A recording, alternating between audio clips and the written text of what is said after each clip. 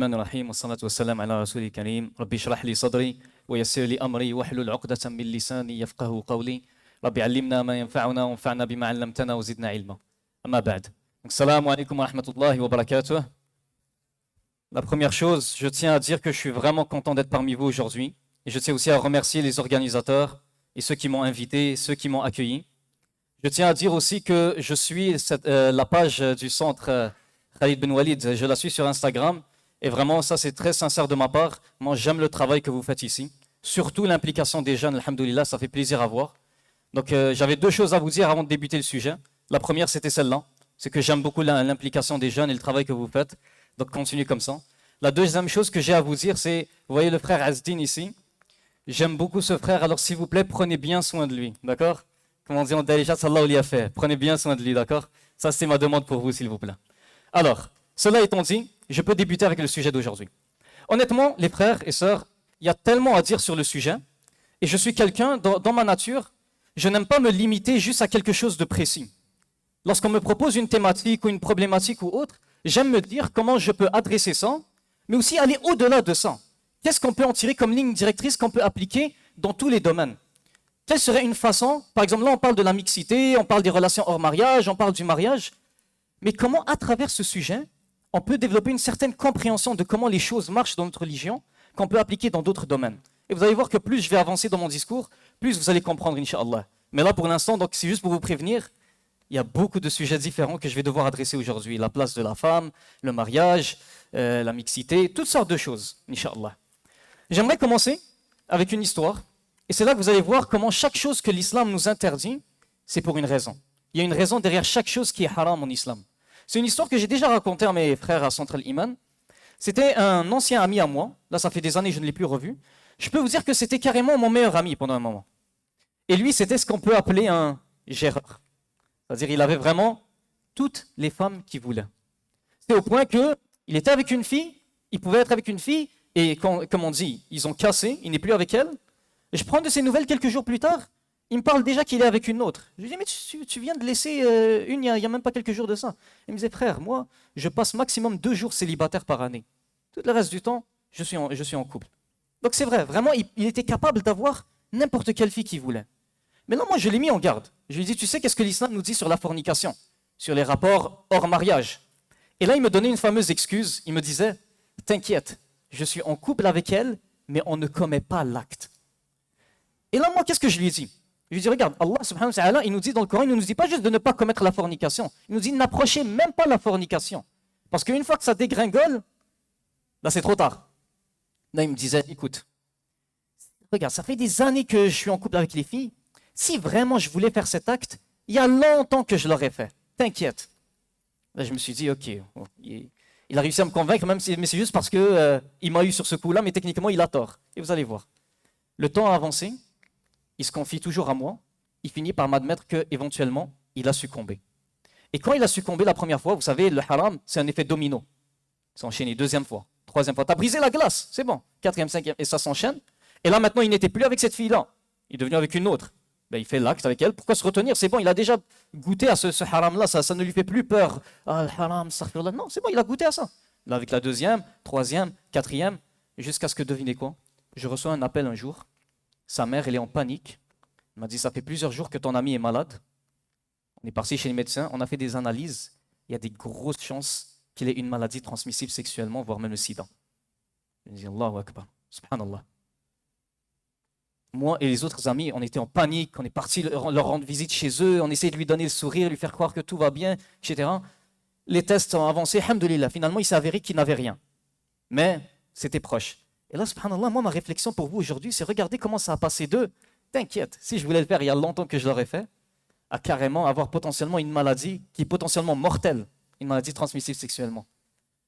Subhanallah, le haram, ça dégringole. Quand ça part là, tu te retrouves à faire quelque chose que jamais tu aurais cru que tu vas faire. Ça, c'est quand tu es trop confiant, trop arrogant, c'est comme ça qu'Allah risque de te punir, en te faisant tomber dans quelque chose que tu ne pensais que tu ne vas jamais tomber dedans.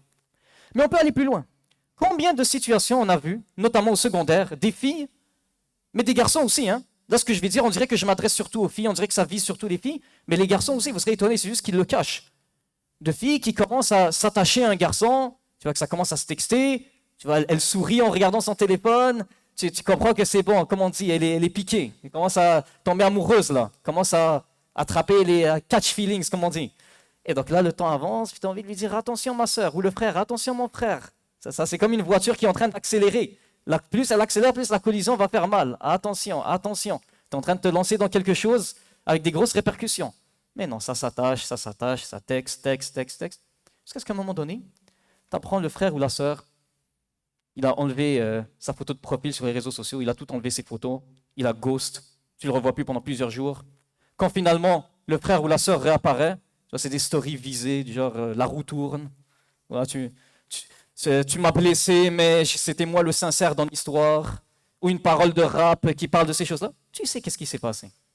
Elle s'est lancée dans quelque chose, elle s'est fait briser le cœur, elle ne s'en est jamais remise. Parfois, c'est même vraiment, ça fait vraiment un effet domino encore une autre fois. La personne, elle a le cœur brisé à cause de son ex, alors elle se met en couple avec une autre personne pour oublier la première personne. Mais là, tu te dis, l'autre personne, elle se dit, ça veut dire, moi, je suis juste un outil pour faire oublier l'autre. Donc, vous l'aurez deviné, ce genre de relation ne dure pas, et ainsi de suite. Et les blessures continuent. Subhanallah. Je peux vous en raconter des histoires comme ça jusqu'à demain matin. Mais je vais conclure juste avec une autre. Un frère, un musulman, ce n'était pas mon ami, mais c'est l'ami de mon ami. Donc, quand j'étais avec mon ami et qu'on le croisait, on s'assoyait pour discuter avec lui. C'était un fumeur. Un jour, par lui-même, il s'ouvre à nous. Il nous dit, tu sais, moi, j'ai commencé à la base, j'ai commencé à fumer pour une fille. Comme pour nous dire que, sûrement, il était tombé amoureux d'une fille, ils étaient dans un turn-up ou peu importe. T'as pas envie d'avoir l'air du petit gentil, du petit nerd. Vas-y, moi aussi, vas-y, ça chill. Moi aussi, je vais boire. Moi aussi, je vais fumer, autre. Jusqu'à ce qu'il en est devenu addict. Il nous a fait comprendre qu'il n'est plus avec cette fille-là. Vous savez, c'est quoi la réflexion que j'ai eue à ce moment-là quand il m'a raconté ça? Bien sûr, je ne lui ai pas dit pour ne pas le blesser, c'est juste que c'est passé par ma tête sans le vouloir. Je me suis dit, subhanallah, la fille pour qui tu as commencé à fumer, elle est partie. Mais l'addiction qui détruit ton corps, elle est restée. Bravo, champion. Mais qu'Allah lui facilite, ça reste notre frère en islam, qu'Allah lui facilite. Il ne faut pas le regarder de haut. Mais au final, la leçon, c'est quoi? C'est que chaque chose qui est haram, elle est haram pour une raison. Parce qu'elle laisse des répercussions. Et alhamdoulilah, notre religion, elle est là pour nous protéger de ces choses-là. Pour ne pas te laisser seulement quand tu seras dans les répercussions, c'est là que tu te lamentes sur ton sort. Notamment, on a toutes les règles qui régissent le sujet de la mixité. Tout d'abord, pourquoi? Le regard. Le regard est la première porte vers la fornication. Je répète, le regard est la première porte vers la fornication. Je tiens à vous rappeler qu'il y aura un caout plus tard, je dis ça comme ça, donc je vais le rappeler une autre fois. Le regard est la première porte vers la fornication. Et comme l'imam Abu Hamid al-Ghazali, il nous l'explique, il nous dit l'être humain, surtout l'homme, lorsqu'il regarde la première femme, elle lui plaît. Mais à un moment donné, ça devient trop pour lui. Maintenant, il la désire trop, maintenant, il la veut. Donc, tôt ou tard, il va passer à l'action. C'est pour ça qu'on dit, c'est un regard, ensuite c'est un sourire, ensuite c'est un salam, ensuite c'est un rendez-vous, et ensuite il se passe ce qui se passe. Mais Abu Hamid al-Ghazali, il va encore plus loin. Il nous dit, tu regardes la fille, elle te plaît, et bien sûr, vice-versa pour les femmes aussi, c'est juste que là, je parle aux garçons surtout. Elle te plaît, donc tu la veux, mais le problème, c'est que tu vas en voir une autre qui est belle aussi. Elle aussi, elle va te plaire. Et tu vas en voir une autre, et à un moment donné, c'est trop de désir pour toi, et tu ne peux pas gérer tout ce désir-là parce que tu ne pourras pas obtenir toutes ces filles-là. Toutes ces femmes qui te plaisent, tu ne pourras pas toutes les avoir, peu importe t'es qui. Donc, tu as juste activé en toi un désir que tu ne seras jamais capable d'assouvir. Voilà pourquoi, depuis le début, il ne fallait même pas ouvrir la porte à ce stimuli-là, en te rappelant que le regard est la première porte vers la fornication. Mais maintenant, vous savez, l'islam est une religion de juste milieu. Alhamdoulilah, l'islam est une religion réaliste. Alors, pour ce sujet de la mixité, comme tout sujet, j'aime donner la bonne dose. Je ne veux pas qu'on aille aux deux extrêmes. Certains, vous savez, excusez-moi l'expression, mais certains, sous prétexte de la mixité, que la mixité est haram, ils deviennent socially awkward. C'est vraiment, il voit une femme, c'est comme s'il a vu des gels en personne. Il dit, il y a une femme, oh mon Dieu, puis il commence à paniquer. Il dit, respire mon frère. Oui, c'est bon, juste trace ta route, c'est tout. Retourne-toi, regarde ailleurs. Ou tu vas voir par exemple, il voit des femmes à l'école, il voit des femmes au travail, il voit des femmes dans la rue, il voit des femmes au supermarché. Le jour qu'il en voit une à une halaqa à la mosquée, il dit, billah, une femme. Respire frère. Donc en tout cas, non, il faut réguler les choses. Et je vais vous expliquer comment. Moi j'étais au Maroc, je suis parti visiter la ville de Kazan. Moi je ne suis pas de Kazan, je suis parti pour visiter. Comme ça, il y a une grande mosquée, la mosquée Hassan II là-bas. Et je cherchais la mosquée. Wallahi, je cherchais juste la mosquée. Juste pour pas que vous pensiez quelque chose là. je vois deux sœurs, de la façon qu'elles étaient habillées, jilbab, hijab, masha'Allah. Je me suis dit ça, c'est des sœurs en islam, ça c'est sûr qu'elles savent où est la mosquée. Je viens, je leur dis, salam alaikum, mes sœurs. Elles m'ont fait comme ça, elles m'ont regardé, elles ont fait. Elles ont continué la route en me regardant comme ça. Je me suis dit, oh, qu'est-ce qui vient de se passer? Et là, il y avait mon oncle du bled, lui, il était en train de rire derrière moi. Il m'a dit, en fait, c'est parce qu'on a plusieurs gens comme ça ici, sous prétexte de mixité et de pudeur, elles sont tellement pudiques, elles ne parlent pas aux hommes. Et je me suis dit, sans vouloir les juger, ça, on n'appelle pas ça être pudique, on n'appelle pas ça être pieux, on appelle ça être mal élevé, on appelle ça être irrespectueux. Parce que, au moins, écoute, imagine j'étais en détresse, imagine j'ai besoin de quelque chose. Je veux juste te demander la mosquée est où. Après, bien sûr, si une fois que tu m'as indiqué, là je te dis sinon, c'est quoi ton nom, etc. Là, bien sûr, là je peux comprendre.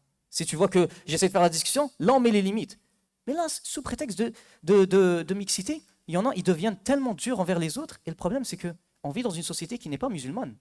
Un Québécois, une Québécoise non musulman ou non musulmane, si tu réagis comme ça devant lui, il ne va pas comprendre pourquoi. Il ne va pas dire, ah, machallah, votre religion, vous êtes tellement pudique, puis je ne sais pas quoi. Il va dire, c'est quoi ces mal élevés là? Et la preuve, c'est quoi? Parce que nous, là, les preuves, là, je peux parler, mais il faut parler avec des preuves du Coran et de la Sunna. Dans le Coran, vous avez l'histoire du prophète Moussa, alayhi salam. Moussa, alayhi salam, Allah nous raconte que lorsqu'il était dans le désert parce qu'il a fui, après avoir tué quelqu'un accidentellement, à un moment donné, il marche, il voit deux femmes avec leurs troupeaux. Je pense que certains connaissent l'histoire. Et il voit des hommes en train d'abreuver. Qu'est-ce qu'il a fait? Il n'a pas dit, ah, mixité, non, haram. Non, il leur a parlé. Il leur a dit, qu'est-ce que vous faites ici? Il était intrigué. Pourquoi est-ce que tout le monde est en train d'abreuver leurs troupeaux et il y a juste vous, vous ne le faites pas? Et là, elles lui ont répondu. Elles n'ont pas fait comme ça, puis elles ont continué leur route. Non, elles lui ont répondu. On attend que les hommes s'en aillent. Et là, on y va parce qu'on est un peu gêné, mal à l'aise à cause des hommes là-bas. Et Moussa, alayhi salam, a pris le troupeau pour elle. Il leur a rendu service. Et il est parti, il les a abreuvés et il leur a redonné les moutons. Encore une autre fois, Moussa alayhi salam, il ne faut même pas imaginer ça parce que c'est un prophète d'Allah, jamais il n'aurait fait ça, mais si c'était quelqu'un d'autre, on va dire, après leur avoir rendu service, là il fait la discussion, sinon vous habitez où, etc. Là oui, bien sûr, ça c'est haram, tu mets fin. Mais là, il leur a juste demandé quelque chose, c'est être humain, c'est du savoir-vivre. Vous savez que dans Adab al-Mufrad, c'est un livre écrit par l'imam al-Bukhari. Dans Adab al-Mufrad, allez vérifier, avec une chaîne de narration authentique, vous allez être choqués. Le compagnon Abdullah ibn Abbas, il dit, si Pharaon me disait Barakallahu fik, je lui dirais wa fik. Choquant. L'ennemi d'Allah, dans Adab al-Mufrad de l'imam al-Bukhari, si Pharaon, l'ennemi d'Allah, me disait Barakallahu fik, je lui dirais wa fik. Pourquoi? Parce que ça, c'est une question juste de savoir-vivre. Mais je continue. Parce que certains, ils vont tellement exagérer dans ce sujet-là. Ils vont te dire même, par exemple, ils vont tellement aller à l'excès, ils vont te dire même la voix de la femme. Quand elle parle, sa voix, elle est awra. Tu ne dois même pas entendre la voix d'une femme. Encore une autre fois, on va parler avec des preuves du Coran et de la Sunna. Omar ibn Khattab, quand il était calife des musulmans, il donnait un prêche et il parlait du sujet de la dot. À un moment donné, il se trompe dans quelque chose. Il s'est trompé, c'est une femme qui l'a corrigé devant tout le monde. Et vous savez qu'est-ce que Omar a dit? Il n'a pas dit, ah, tais-toi femme, ou tu parles devant tous les hommes ou autres. Non, il a dit, la femme a dit vrai et Omar s'est trompé. Il lui a donné raison. Subhanallah. On peut aller encore plus loin. Parce que sinon, comme j'ai dit, on devient des gens un peu socially awkward. Vraiment, sous prétexte, on apprend quelques termes islamiques, quelques règles, et on ne sait même plus comment vivre. Et subhanallah, après ça, le frère, il vient te voir. Même quand vient le temps de se marier, il ne sait plus comment s'y prendre. Il s'est trop habitué à voir les femmes comme des extraterrestres, puis à être comme un robot bloqué qui ne sait même plus comment s'y prendre. J'ai entendu des histoires de... Vous savez, quand il y a une muqabala, c'est quand un homme et une femme se rencontrent avec une troisième personne pour apprendre à se connaître dans les règles de l'islam pour se marier éventuellement. J'ai entendu des histoires de frères qui débarquent avec une feuille, un stylo, avec la femme qui lui plaît. Ma question, puis vraiment il fait un interrogatoire. C'est quoi ta aqida? C'est quoi ton minhaj? C'est quoi ton madhab? Puis il coche. Posez, frère. Respire. C'est ta deuxième moitié potentiellement. C'est potentiellement la personne avec qui tu vas faire ta vie. C'est quoi cet extrême? Vous comprenez? Donc, tout ça est une question juste de viser le juste milieu dans les règles de l'islam. Je vais vous donner un autre exemple et vous allez voir pourquoi est-ce que je vous cite tous ces exemples-là. C'est juste pour venir à un seul point en particulier. Le prophète Mohammed sallallahu alayhi wa sallam, un des événements les plus difficiles dans sa vie, c'était quand les compagnons, pour la première fois, ils lui ont désobéi à Hudaybiyah. Ils étaient tellement en colère à cause de ce que les mécréants de Quraysh leur ont fait, ils étaient en colère qu'ils se sont un peu comme rebellés contre lui, mais ce n'était pas avec des mauvaises intentions, mais ils ont refusé de lui obéir. Alors, le prophète Mohammed sallallahu alayhi wa sallam, il est rentré, il était triste. Vous savez, c'est qui lui a donné la solution pour régler cette problématique-là? C'est sa femme, c'est son épouse, Salama. Elle lui a dit quoi faire. Elle lui a dit, regarde, juste sors et rase ta tête devant eux, parce que quand tu es dans le pèlerinage, tu dois raser ta tête. Elle a dit, juste rase ta tête devant eux, et ils vont te suivre, ils vont te voir, ils vont faire comme toi. Il n'a pas dit, écoute femme, tais-toi, c'est pas le moment, là, le sujet est trop sérieux. Non, c'est une femme qui lui a donné le conseil, et il l'a écouté, et ça a réglé la problématique. C'est comme si elle voulait lui dire que, regarde, les compagnons, ils t'ont désobéi, mais ils t'aiment encore dans leur cœur. Quand ils vont te voir faire ça, ça va être plus fort qu'eux, ils vont vouloir t'imiter. Et donc pourquoi, le point où je voulais en venir, pourquoi est-ce que je vous dis tout ça? Parce que j'ai vu malheureusement dans certaines mosquées, j'ai vu des sœurs s'impliquer et être plus motivées que les frères à s'impliquer dans le din d'Allah. Mais certains frères, sous prétexte de mixité, sous prétexte de certaines règles en islam, ils leur ont bloqué, ils leur ont barré la porte complètement à cette implication-là. Alors que mes frères, c'est dommage, parce que les sœurs, elles ont un cerveau différent d'une autre. Elles peuvent penser à des choses et voir des choses que nous, on n'aurait jamais vues ou auxquelles on n'aurait jamais pensé, et vice-versa. Nous, on peut penser à des choses auxquelles les hommes n'auraient jamais pensé. Donc si on fait taire la voix des femmes, on vient de priver la communauté d'une façon de penser qui ne serait jamais passée par l'esprit. Donc c'est juste pour le bien de la communauté. On a besoin des deux, tant que c'est dans les règles. Les règles, c'est quoi? Elles ont été mentionnées aujourd'hui, mais je peux les répéter. Tout d'abord, on a dit le regard, c'est la première porte vers la fornication, donc il faut faire attention. Il y a le style vestimentaire, c'est important de le mentionner, je suis désolé, mais il faut le mentionner. Le style vestimentaire, il faut faire attention.